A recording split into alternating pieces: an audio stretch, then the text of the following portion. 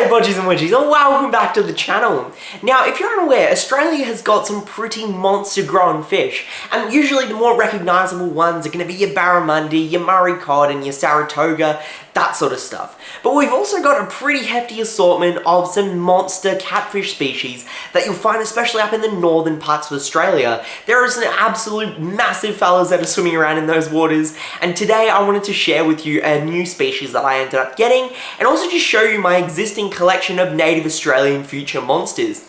Before we get into this video though, as always, let's acknowledge the traditional custodians of the land and the people that are managing our land as well. But I say enough talking, and it's time we have a look at these two big monster catfish. So in about 12 to 14 months, I'm actually moving to a brand new fish room, and I want to make sure that a lot of the fish that I'm carrying over to that room are nice and grown out so they're ready to be on display, which is why I've started to collect a lot of these fish that I want to take over and keep for a very long time. I've also got this pretty crazy tank idea. It's over 500 gallons for sure, but the intention is for this to be a native Australian monster display aquarium, which is why I've started to collect a lot of these larger growing fish. This originally started off 2 years ago with my native Australian lungfish, and I've reignited that flair with the recent additions of a group of 5 salmon tail catfish, or the Arias gravy? Look, I don't really know how to pronounce their Latin name. It'll be in the description, just read or interpret it how you will. Now, salmon tails are arguably Australia's largest growing catfish. They will max out roughly around 90 centimeters or 3 feet in length, but the largest one ever caught out in the wild was around 1.2 meters or 4 feet long, which is absolutely nuts to think about. Now, I reckon salmon tail catfish are a little bit weird in a very good way. They're one of the only catfish that I can think of that are a true predator and will also spend a lot of their time out in the open constantly swimming around. Some of the other predatory catfish that I can think of, like a red-tailed cat or a tiger shovelnose, will get pretty big, yes, but they spend a lot of their time just lounging around in a corner of the aquarium, not really swimming around that much. But that's something that you will never see with a salmon tail. These are fish that are constantly in the mid to bottom-ish water column of the aquarium, just doing laps and laps and laps. They very infrequently throughout the day just settle for a little bit, take a bit of a rest, and then they'll just keep at it again. Which is why they're so great, just to add a bunch of life into a monster aquarium.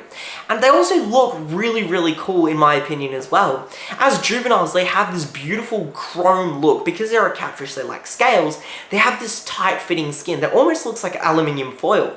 And this just reflects light so well, and they're a fish you'll immediately see in your aquarium.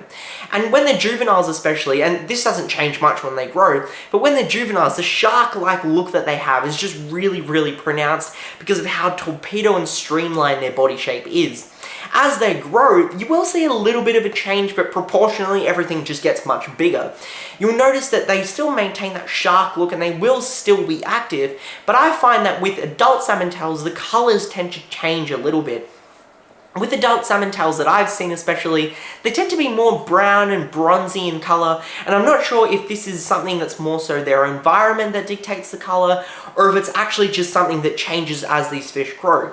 And with my salmon tails, when I have a look, some of them are really, really silver, and some also have a little bit of speckling and some shades of silver, which is really interesting to see. And I really do want to see how these fish mature and how that changes. They also do have those big whiskers, and they sort of look like a mishmash of a bunch of different catfish that you'll see in the aquarium hobby, like pictus, Peroon sharks, iridescent sharks. If you just blended all of them together, you get a salmon tail, except I don't really see where the salmon part of the tail comes in because their tail looks nothing like a salmon, which is why they have that other common name fork-tailed catfish, which makes a lot more sense. Geographically in the wild, these fish are probably going to be found in the upper parts of Queensland. I'm not 100% sure if that trickles over into the Northern Territory and WA, but I know for sure they are found in Queensland and they reach to this monstrous size. And they probably share their food chain, or their spot in the food chain, with some predator fish like barramundi, mangrove jack, and I'm trying to think of another one, Saratoga, there we go. But they are also going to be an opportunistic feeder, meaning that they won't also just chase down their prey. They probably will just eat whatever can fit into their mouth, whether this is fish, shrimp, crustaceans, and these salmon tails in this aquarium behind me are no different. They eat whatever I feed to them, and their primary staple that I not only normally feed to these salmon tails, but all the fish in this aquarium are just a good quality pellet or a blend of good quality pellets. And on the weekend, they'll get some frozen foods that's supplemented with some, fish meat and that sort of thing, just to give them some additional variation in their diet.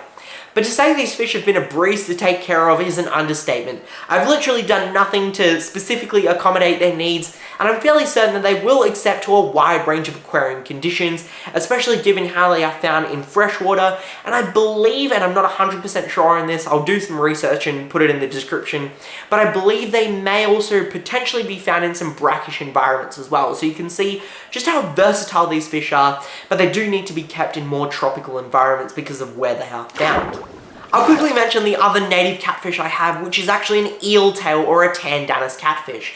These are found in the same spots that a salmon tail catfish would be found in, and they are also a very weird looking catfish species, and I think personally my favorite.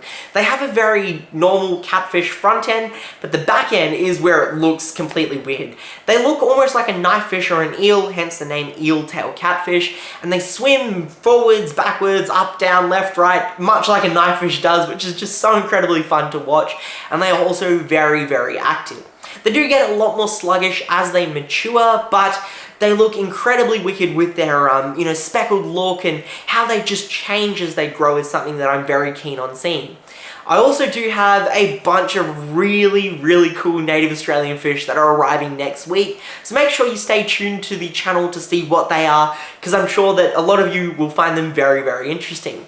If you enjoyed this video, I'd appreciate if you did want to give it a thumbs up. You can consider subscribing to the channel as well. It's free, but I'll leave you to make that decision after you've seen a couple of my other videos, just to make sure you're really interested in the work that I'm putting out. But that's essentially it for this video. Any questions, I'd highly appreciate if you did want to ask them in the comments down below.